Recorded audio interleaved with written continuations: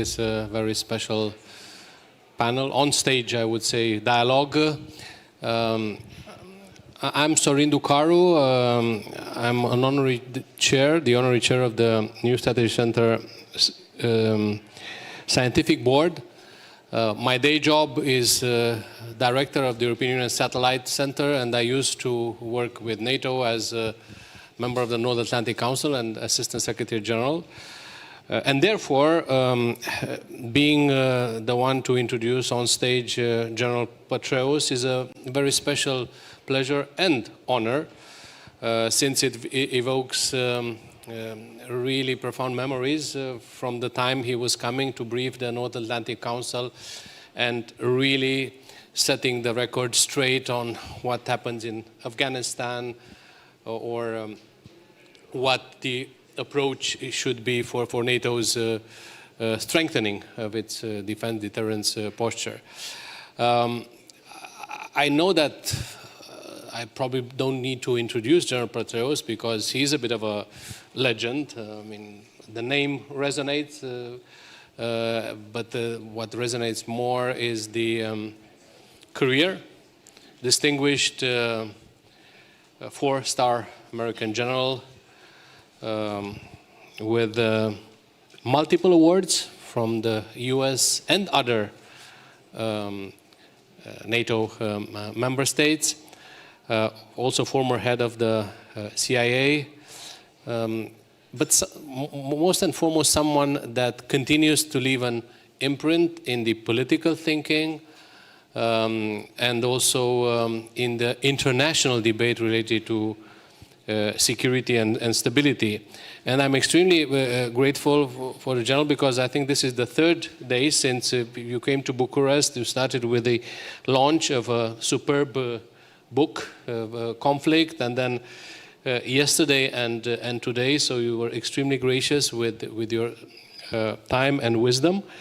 So again, many thanks for the availability to address also this panel, which has as a key theme the challenge for the US mainly to manage multiple crisis security environment, and also to have a discussion about what concerns many in our public, about war fatigue, about the future of the transatlantic relationship, about competition with the attention on the Indo-Pacific area, and everything else, frankly, that you would like to highlight to this audience. So let me start with the first theme that I wanted to include in this discussion, which has to do with the American, I would say, the future of the American identity as the indispensable nation, as it proved to be a number of times in history. By the way, there were also alternations between involvement and isolationism. But since the Second World War, and then Cold War, and also now, US was indeed the key, I would say, player in terms of creating, shaping, defending the international order that led to a great evolution and to prosperity. So my question is, what should we expect? Is there going to be any fundamental change? There is a perception by many that the world order is collapsing. I remember one of the essays of Bob Kagan about the world that American shaped actually going in different directions. So what should we expect? Look, I think, first of all, the American leadership in the world is very important. I think it has been the indispensable nation in both helping to craft the so-called rules-based international order that was established in the wake of World War II, which for all of its imperfections, its flaws, its shortcomings, is still done a great deal for the protection of the freedoms, the systems and so forth that we all hold dear. And I think that that will continue. There is still very strong bipartisan support. I mean, people shouldn't draw the wrong lesson from this long period of time that our House of Representatives took to approve $61 billion worth of security assistance for Ukraine, which is a colossal number. That's much more than we have provided in the first 2 years, almost 20 billion more in the first 2 years. Yes, it took too long, but it got done, and when it was done, we saw that there were bipartisan majorities in each house supporting it. So it was really this anomaly that we have in the House of Representatives. I think by and large, there is still a very strong national consensus and an understanding, by and large, that we do all of this, not because of charitable inclinations, although we do give a great deal to what are essentially charitable causes, humanitarian assistance and development aid and all the rest of that. But we do this because it's in our cold, hard national interest, that our prosperity depends on it. Again, the preservation of the world that allows, again, freedom and democracy and capitalism and so to flourish. Yes, there are encroachments. Yes, Bob Kagan's right, the jungle grows back in certain areas. Yes, there is domestic populism in certain ways in certain European countries, some in the United States. Yes, there are questions about why we're spending not just more than all of our NATO allies put together, but more than 2-point-something times all of our NATO allies put together, and why there are certain European nations that don't yet still spend 2% of GDP in defense, even as we're witnessing, we're well into the third year of a brutal, unprovoked invasion, the first of its type in Europe, again, in many, many decades. So I think all of those questions are legitimate, but at the end of the day, I think there is a recognition, even among those that support Donald Trump or support Joe Biden, of the importance of continuing to do this.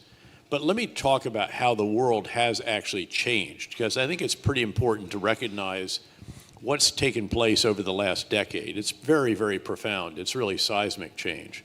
And it happens to coincide with the period that I've been actually in the private sector. I left the CIA a bit over 11 years ago, was hired by KKR, one of the world's largest investment firms, to establish and chair our Global Institute to do geopolitical risk in the diligence process as we're examining potential investments. And 11 years ago, when we established this, you would describe the world as one of benign globalization, in which barriers to trade, capital flows, investment, data were all being reduced, they were all going down, and global trade was going up like this. And again, in that period, benign globalization, economics largely drove geopolitics. 11 years later, geopolitics is back with a vengeance. And now geopolitics, in many cases, is driving economics. It's constraining investment, trade, and so forth. You see an emergence of protectionism in quite a substantial scale, and we're going to see even more of that as the US, the EU, other non-EU countries and Western countries become increasingly concerned about the so-called export of Chinese overcapacity. This is the world we're in now. It's a world of renewed great power rivalries. In fact, I should just note that I actually co-lead a seminar, a graduate seminar at Yale on great power competition, which is really wonderful for keeping your intellectual capital fresh for what I do for KKR. So this is quite a transformation, and we now face the number of threats and the complexity of threats that is, I believe, the greatest since at least the end of the Cold War, if not actually the end of World War II. If you think of the US and our Western allies and partners as the guy in the circus who keep a lot of different plates spinning simultaneously in a circus tent, there's more plates in that tent, and there are more complex challenges represented by those plates, again, than at any time in many, many decades. The most important is the U.S.-Western relationship with China. That plate is bigger than all the others in that tent. Can't let it wobble if we can avoid that. The Russia threat is obviously much more pernicious, threatening, and so forth than it was before. The North Korean nuclear plate, there's 3 plates for Iran, their nuclear program, their drone and missile program, their support to malign actors in the Middle East. There are still individual plates that represent Islamist extremist groups that you have to keep an eye and pressure on, and if you don't, they can reestablish, they can reconstitute themselves, just as Al-Qaeda in Iraq did. We destroyed it during the surge. We kept it down in the subsequent 3.5 years. By then, it is now called the Islamic State. We leave with our final combat forces. The prime minister pursues highly sectarian actions, takes his eye off the extremists, and you have the first ever extremist caliphate in modern history in northern Iraq and northeastern Syria. We have to go back in, so you have to keep an eye on them. There are plates that represent cyber threats, nation state, non-nation state, criminal actors, extremist groups, all of that. There are plates that represent manifestations of climate change. So the list goes on, and the only way you can keep all these plates spinning is if you actually have U.S. leadership, but it's U.S. leadership that is working together always and treasures and values and contributes to the various alliances, international groupings, and so forth that enable us to keep all these plates spinning. Of course, for countries that are in Europe, that Russia plate is much more menacing, much more important. But you do have to keep, I think, a global perspective, and you certainly have to if you're from the United States. Well, thank you so much. You are absolutely remarkable in showing such a great threat landscape, global threat landscape, just in a couple of minutes. So thank you very much for that. I do it for a living. But coming back to some of the things related to how public opinion perceive these things. And I'm trying to think from the point of view of the American public. I lived for a decade in the US between UN and Washington, D.C., and I know that, yes, US is between the two oceans, the Atlantic and the Pacific, and the transatlantic relationship has this strong history, but there's a lot of interest on the Pacific, Indo-Pacific dimension, and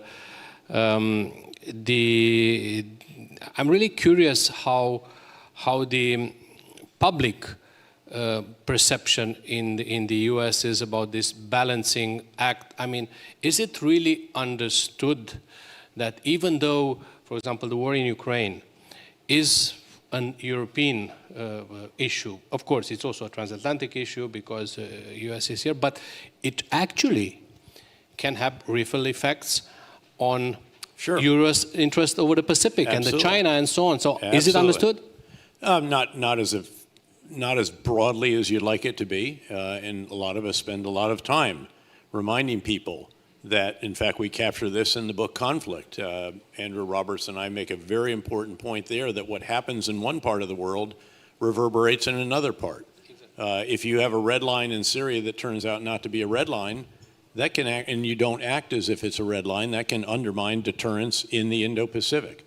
If you withdraw from Afghanistan when you had a sustainable approach, it might be maddening and frustrating and not what we hoped it would be, but surely the United States could maintain 3,500 troops and spend $25 billion a year. We spent $100 billion a year, one year, the year that I was the commander there. And you know that it's not going to go well. It was absolutely predictable, and I did predict it, as did a number of others, that it's very likely that the Afghan security forces would suffer a psychological collapse, not just because the U.S. had left, but because our maintenance workers left, 17,000 of them, that were needed to maintain the critical component of the defense strategy, which was the helicopter and fixed-wing mobility to take the 35,000 strong, well-trained and equipped commandos out to reinforce the less well-equipped normal Afghan security forces, police and army, that were protecting the various urban areas and also critical infrastructure. And that exactly happened.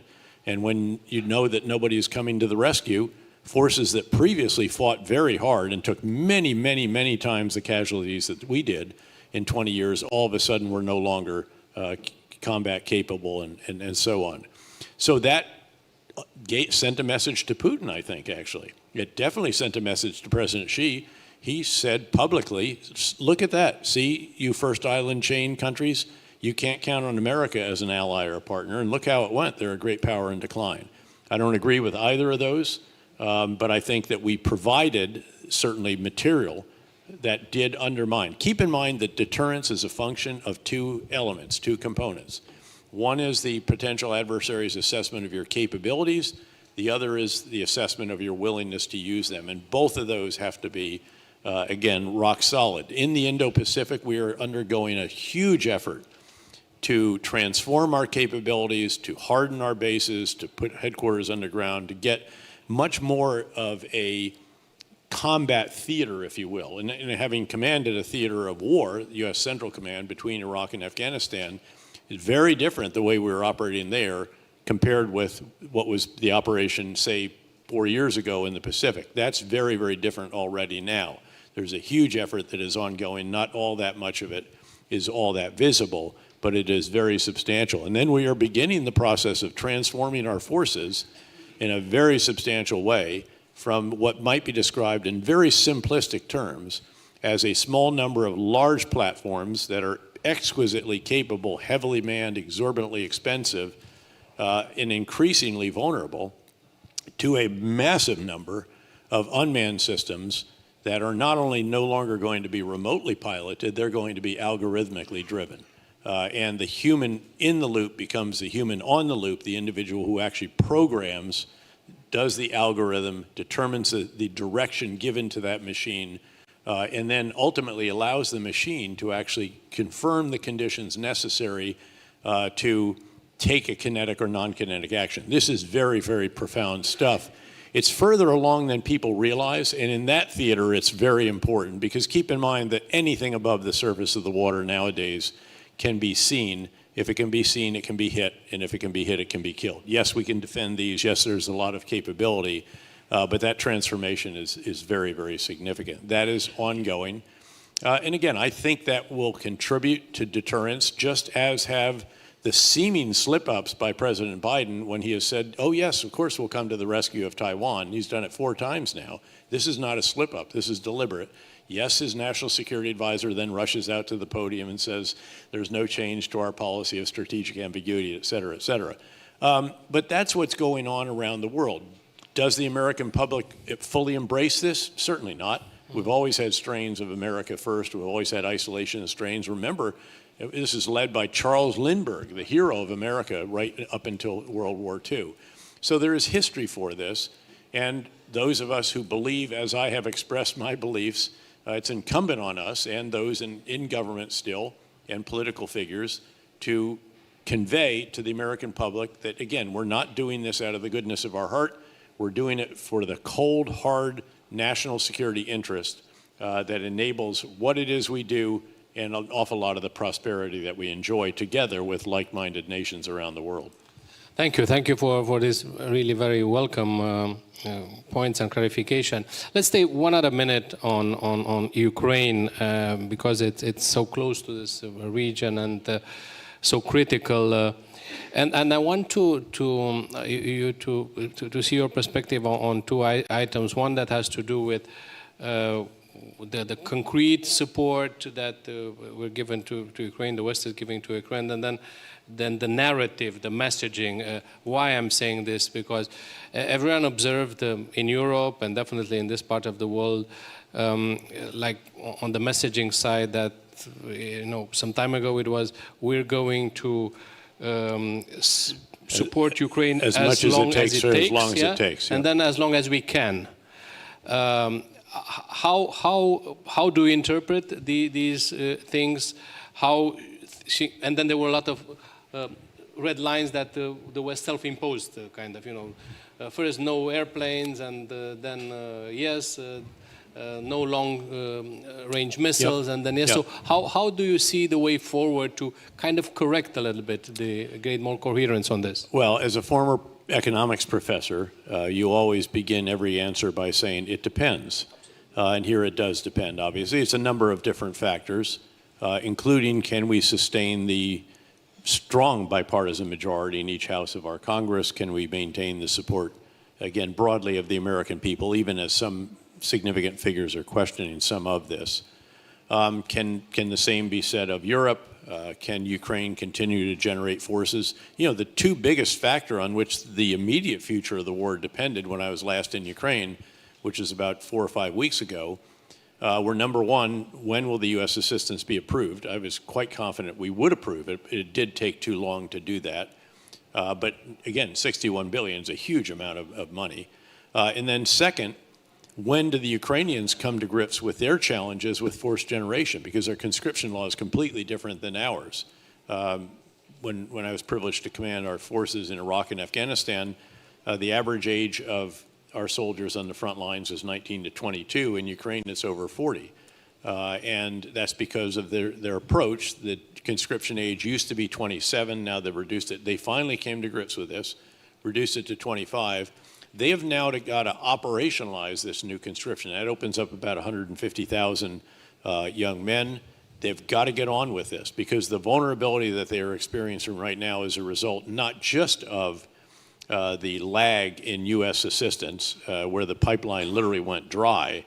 It has to do with their forced generation. And this is particularly acute given the reality that they experience with their fighting an enemy who has much more than 3 times the population that they have, has 10 times the economy, and doesn't seem to be concerned at all about casualties. And Ukraine has to be concerned about casualties. It's one reason why they're producing tens of thousands of drones every month to send machines, not people, whenever that is possible.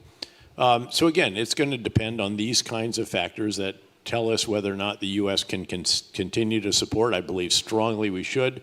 Again, bipartisan majorities in each of our houses believe that way. We'll see what happens with the elections in the fall and whether that really does affect things or not. I mean, look, I'm with Ben Hodges, my old comrade here, who thinks that what we should be doing is announcing how do we enable Ukraine to win, not just to sustain their current situation or stabilize the lines.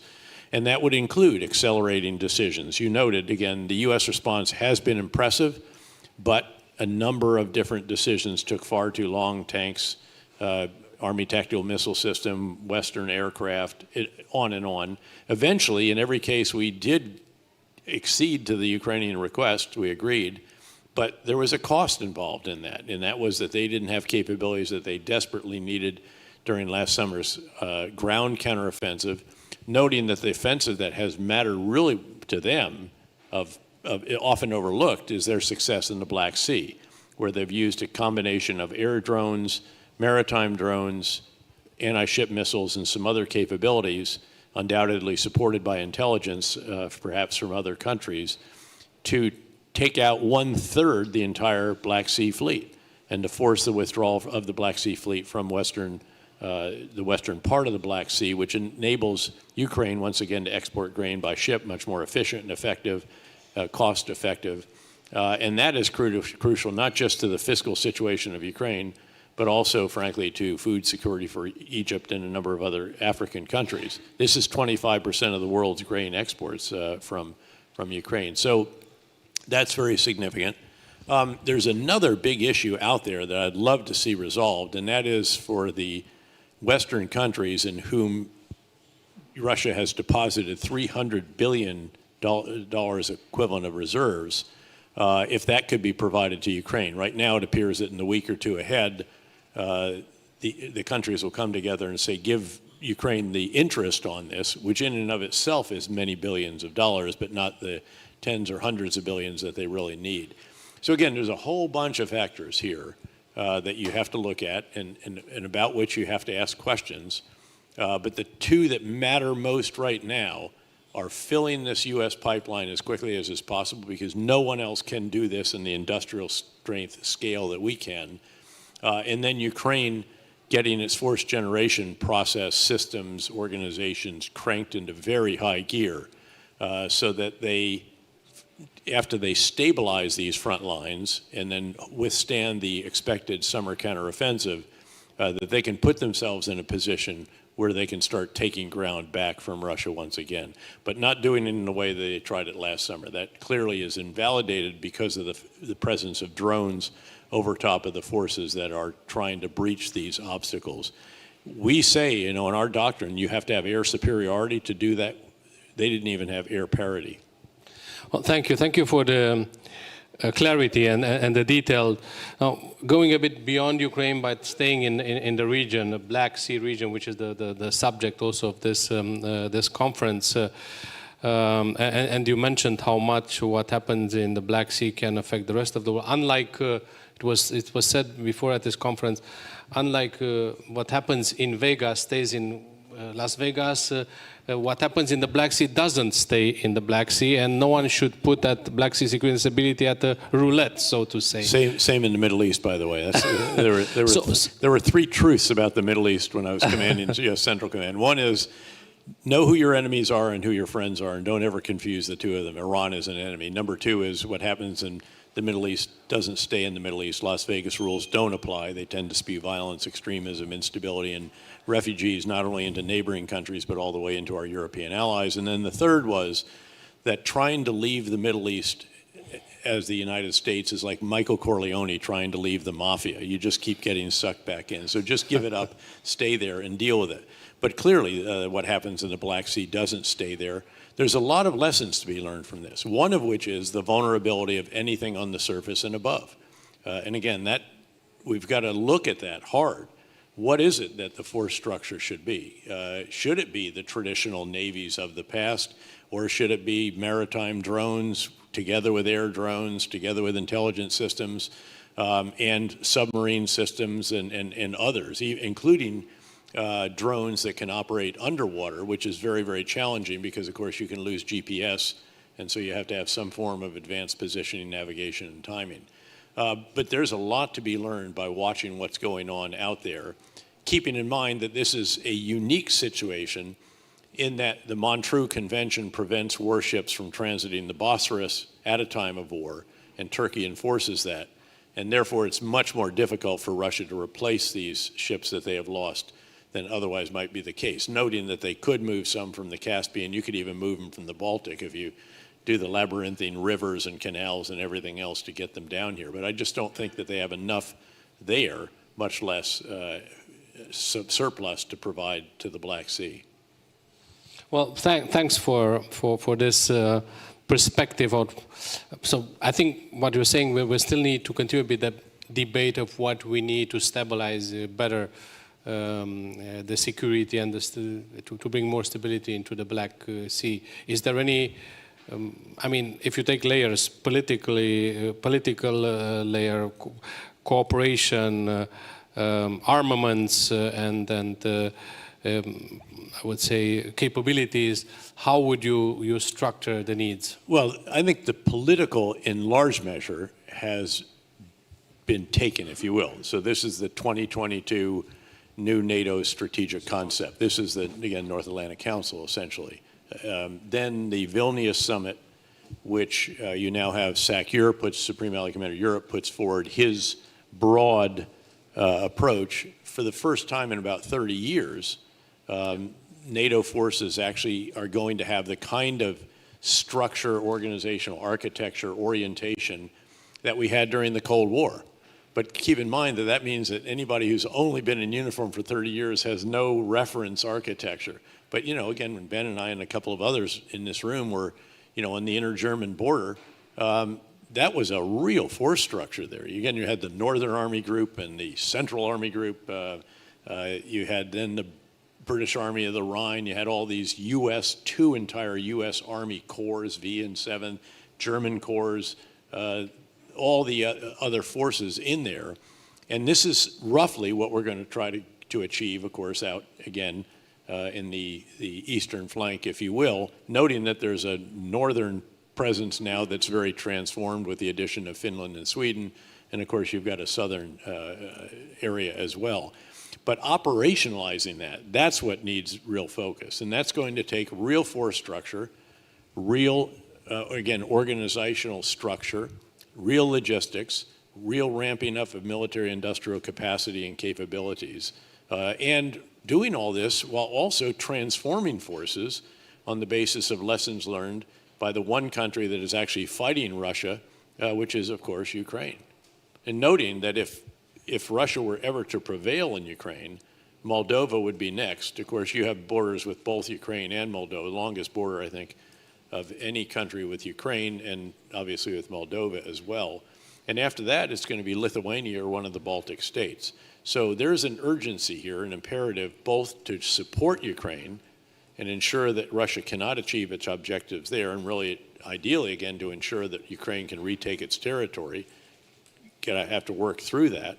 But then also how do you transform your forces? How do you reestablish something that NATO hasn't had for 30 years, during which it was largely a crisis contingency response force operating in Bosnia, in Kosovo, in Afghanistan, against pirates off the coast of Somalia, Libya, and so forth. Now it's back to defense of Central Europe and Northern and Southern, and reestablishing, to the extent that it is possible, what it is that we used to have in the inter-German border area. Remember, there were 250,000 U.S. men and women in uniform just in Germany back in that day, an incredible density of forces.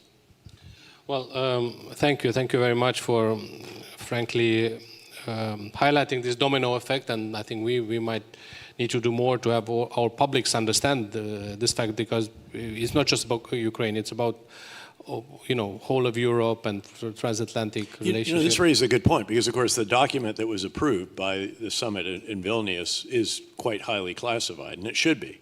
There is an unclassified version, but the question is, or an unclassified presentation. The question is, how broadly has that been disseminated? How much does the public actually understand about the urgency of what's going on, especially in the wake of again, Putin's.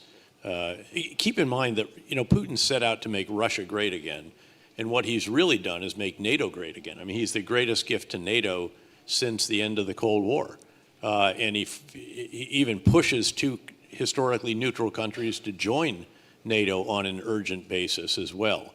So, and increasing, therefore, the amount of territory that he has to defend also with the addition of those two. And I'll note that those two countries have very capable forces. We had contingents from each of them in the coalition in Afghanistan that I was privileged to command at the height of the war there. And they were very, very professional, very well equipped, and highly motivated. Absolutely, great point. I think if Sweden, after 200 years, got the message of what's happening, we all should do it. I have one last question, and I'll open it. Then I'll open it up to the audience. And this last question has to do with how do you see the future of the relationship, transatlantic relationship, and this balancing between values-based or transactional, and about the awareness of its value in the U.S. vis-a-vis other U.S. interests, the fact that the U.S. can be stronger in the Pacific or other areas because of this allied relationship with transatlantic allies.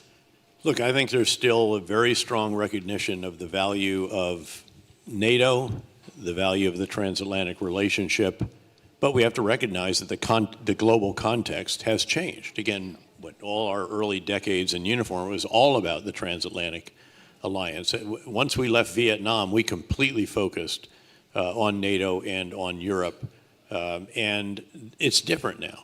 Again, the Indo-Pacific, as I mentioned earlier, the biggest plate in that tent is the plate that represents the U.S. and Western relationship with China. But once again, it depends. It also depends on perceptions of how well Europe is doing in meeting the 2% of GDP goal, defending itself, creating more capability for itself, or just drafting in the wake of the Americans. It depends as well just on, again, the sense that we're all in the globe together when it comes to, again, in particular, responding to various actions by China. And I think by and large, there's a lot of alignment there. You see the EU and you see individual European countries as well that are concerned, that have the same concerns we have about Chinese export of overcapacity. That is a major issue, and it is already bringing about renewed protectionism around the world and a variety of other actions for national security reasons, where national security is trumping economics, and then where the concerns about subsidized electric vehicles or a number of other exports that are so exceed the capacity of China that they're going to be cut rate for the rest of the world. And so, again, that's a major development, and we're going to have to navigate this because previous experiences with protectionism have not always ended well. If you think back to Smoot-Hawley and so forth, all of which played a role in the Great Depression. So challenging times ahead. If Europe is generally, again, aligned with the U.S. and vice versa, around values, around principles, around ideals, if it is seen as shouldering its share of the task, then I think that relationship is going to remain very, very strong. And we should also remember, we tend to focus on individual countries when we look at the trade that's done. And in that world, number one trading partner, typically Canada and Mexico, number one and two, because they're inside the North American Free Trade Zone, now the USMCA. Number three is China. But if you look at an aggregate, the EU beats all of those. So that significance should not be lost on us either. Thank you. I'd like to open the floor for questions. Please, Ambassador. Look at that. The ambassador puts his jacket on before he asks the question. We were together in Afghanistan, and in Camp Doğan, you remember you gave me the coin when we were training those Afghan commandos together at an industrial scale. Yes. I mean, 35,000 well-trained, Yes. well-equipped, determined, and hard-fighting We Afghan working commandos. together there. Yep. In this context, I should like to ask you a question about the concept of as long as it takes. Because in Bucharest Summit 2008, the paragraph 6 of the communique says that we will stand with Afghanistan as long as it takes. That neither us nor our Afghan partners will surrender to extremism and terrorism. But we couldn't achieve that goal, unfortunately, as you also mentioned. Is there a coincidence or it is a natural linkage that after the red lines in Syria were crossed by the use of chemical weapons, the inaction prompted the occupation and annexation of Crimea, and the withdrawal from Afghanistan prompted the Russian war in Ukraine? I think these were all factors, as I mentioned earlier. Again, what happens in one part of the world reverberates in others. I think in particular, the decision to withdraw forces, that again, this was easily sustainable. The big idea about sustainability, the metrics are the expenditure of blood and the expenditure of treasure. We hadn't lost a soldier in 18 months, not because of that horrible diplomatic deal that was done by the previous administration with the Taliban, where we not only give them what they want, we're going to leave, and we force the Afghan government, the elected Afghan government, to release 5,500 Taliban detainees with the understanding that, of course, they're never going to take up arms again, which is exactly what they did, and they helped to enable the Taliban to conduct the multiple offensive operations that eventually brought about the collapse of the Afghan security forces. So no, I think that all of this does factor in. I think Putin saw that and said, you know what, they didn't do much after we did Crimea. Look, they don't have the staying power to stay in Afghanistan, even though, again, it's this tiny number of troops, a lot of drones, and yes, we were frustrated by the situation in Afghanistan, but surely that was vastly preferable to what we see now.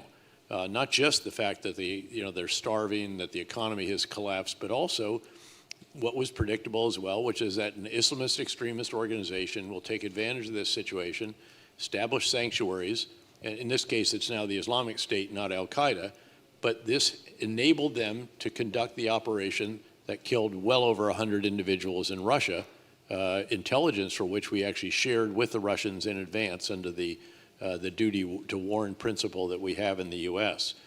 But yes, all this stuff does come together and serves as an influence in the thinking of individuals who are calculating the pros and cons of a particular action.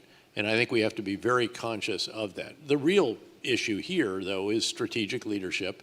Those at the very top who were very, very committed in 2006, as you noted, were committed absolutely throughout the Bush administration, under which I had 2 4-star combat commands, and then did not have quite the same degree of commitment in the subsequent administration, and even less in the later one. Actually, the previous one had 2 years where we ramped up in Afghanistan, and then 2 years in which we negotiated this agreement that I said was so heavily flawed.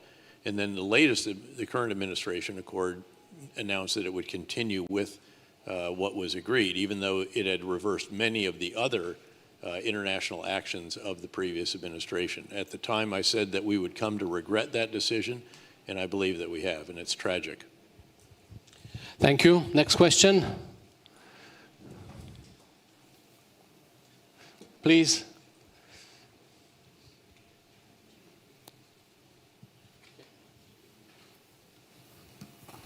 Thank you very much for your presentation. I have a very quick question. The Russians are saying that they're ready for the long war. But do you consider that the end of this war might be happening by losing the interest or fading out, as in 2014, and just have a line of contact and some shooting from one or the other side, and this might be the long war? Thank you. Well, I think it depends on how much we enable Ukraine to not just stabilize its lines, but to begin to push back and so forth. Putin has to be convinced that he's not going to, you know, the old adage about, what was it, back in the Stalinist days, the Russians keep pushing with their bayonets until they find something firm. And we need to enable Ukraine to create something very, very firm, and then something that can actually push back. Only if you get to that would there ever be any possibility of negotiations. Putin is unconcerned with negotiation right now, and I'm not necessarily advocating that, but you obviously have to have a change in the dynamic if you're ever to make that even slightly realistic. But I think it is largely the mind of Putin that has to be convinced here. That's what matters. And getting him to realize that the price that he's paying, keep in mind that yes, his economy is seemingly doing well, but it's really just because they're putting massive amounts of money into the military industrial. The people are going to start to feel this. And then over time, the bigger issues are going to start to emerge. You know, the Western oil producers have withdrawn. So what happens as you start to see the oil fields depleted and the new ones that were going to come online in very difficult terrain, permafrost and everything else, not coming online because the Russians don't have the technology to do that. Some Chinese will try to support that in various ways, but they don't have what Exxon and Total and the other oil majors would have.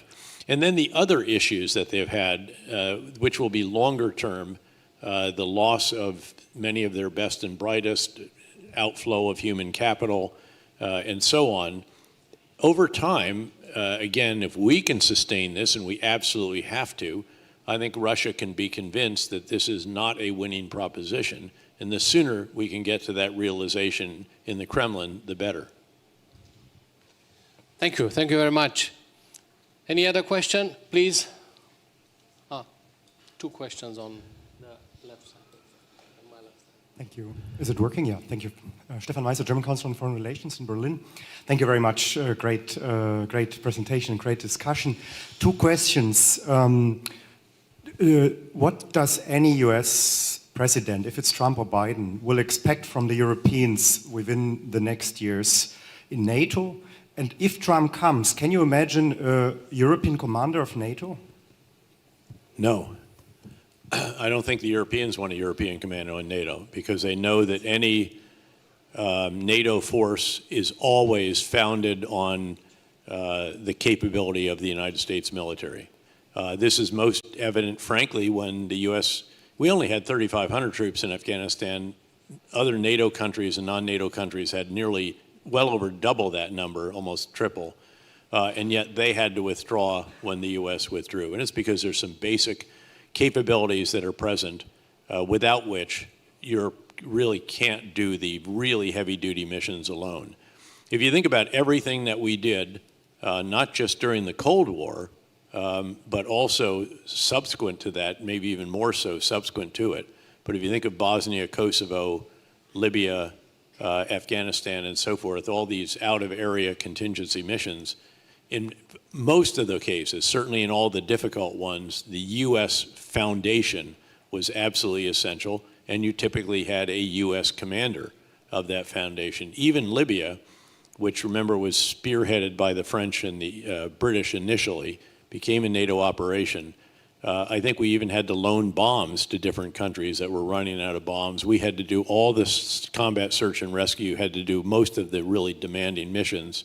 And I think that is exemplary of the challenge that we face.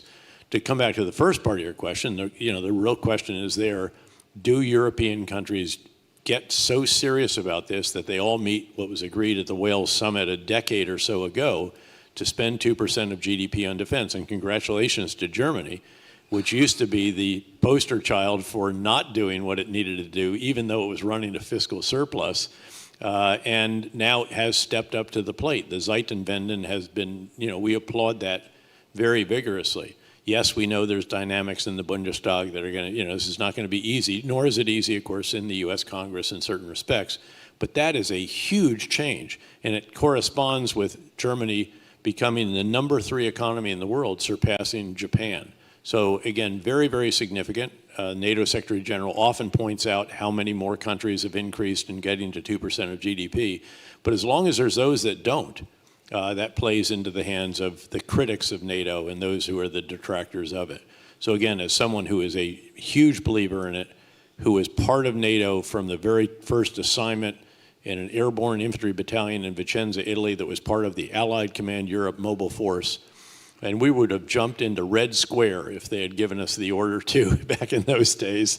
And ever since, with NATO assignments repeatedly during that time, as I mentioned earlier, including 1, 3, and 4-star positions, my hope is that everyone demonstrates the seriousness that the times call for, including my own country and every country over here. Thank you. Thank you. Was a question, Mr. Ionica, please? Ionica is my name. As you mentioned before, Republic of Moldova, it will be next if Russia succeeds.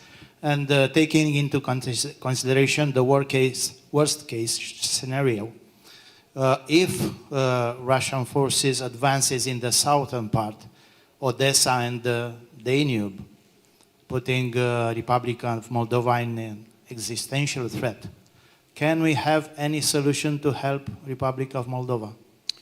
Well, there's a lot of work going on now, as you know, in a variety of different ways, both in terms of economic assistance, security assistance, diplomatic assistance. First is the election that's coming up, and we need to all touch wood when we see it. But more importantly is all the governments need to be helping what is really quite a pro-Western government in Moldova right now in ensuring that it retains its position and isn't undermined by Russian information operations, propaganda, misinformation, the presence of troops still in Transnistria and the rest of this. And you've got to get through that first. I think there's a keen awareness of that. The diplomats clearly recognize it, leaders in Europe do, and so forth, and that's crucially important.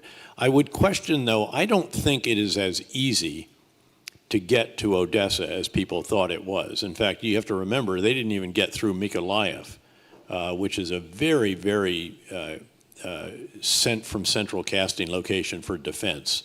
And the Ukrainians demonstrated enormous determination there. It also happened to have a really good political leader and a really good military leader on the ground, and they stopped the Russians cold right there. And then, of course, they were pushed back out of the portion of Kherson that was west of the Dnipro River. That's a much more formidable task. Now, unfortunately, what the Russians can do and have been doing is targeting the maritime infrastructure, economic infrastructure, and so forth in Odessa. And so, again, that's another area where the improvements in air and ballistic missile defense are desperately needed. But the idea that they'd march right across that southern coast, which seemed almost a tiny bit inevitable at one point early on in this latest iteration of invasion, I think showed very, very impressively what Ukrainian forces can do, and particularly in certain areas where they're defending urban areas. Thank you. Any other questions? I think it actually says yes, 0000 here. I think we're supposed to take a hint from that. Sorry. Oh. One more. Last question. Actually, somebody else. Last ones. I'm afraid somebody else has the microphone. Go ahead. Thank you. My name is Gordan Akrap, I'm from Croatia. General Petrel, since you are quite often visitor of the Balkan area in last years, would you like to be so kind to comment the role of the United States in negotiation process between Serbia and Kosovo, and how do you see the role of the Serbia in future, especially after yesterday's resolution of the UN in Srebrenica? Thank you. What's interesting here is that I spent a year in the Balkans, based in Bosnia, but also doing operations. I was part of the war criminal hunt and then counterterrorism, and did a fair amount in Serbia. We subsequently at KKR did a very large telecom deal there that was present in all of the different Balkan countries.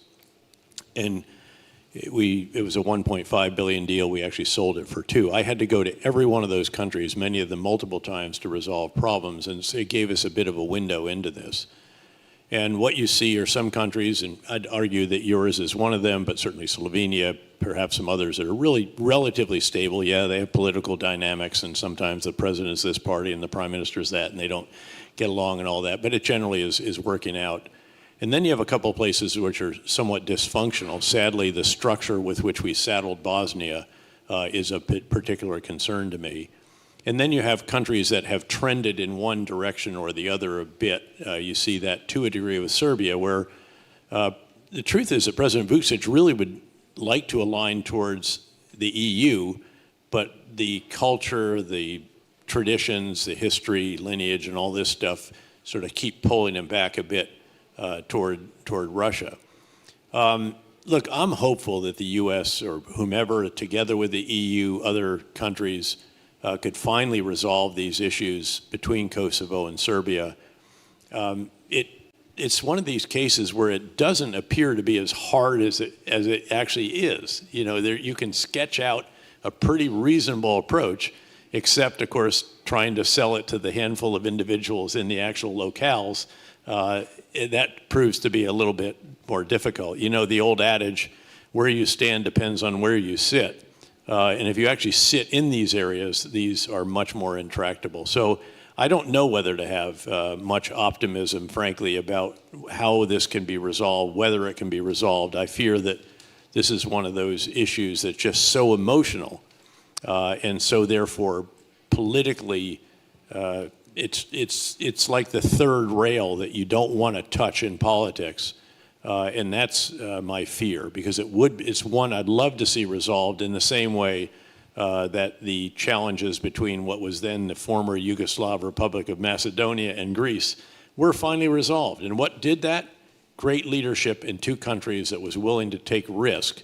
I'm not sure I see that dynamic present right now when it comes to Serbia and Kosovo. And then, unfortunately, the diplomatic leadership of the United States is really pretty seized with what's going on in the Middle East, in Ukraine, in the Indo-Pacific, and a handful of other places that just are higher priority, unfortunately, if you were trying to get this one resolved. Thank you. And Ambassador, last questions, please.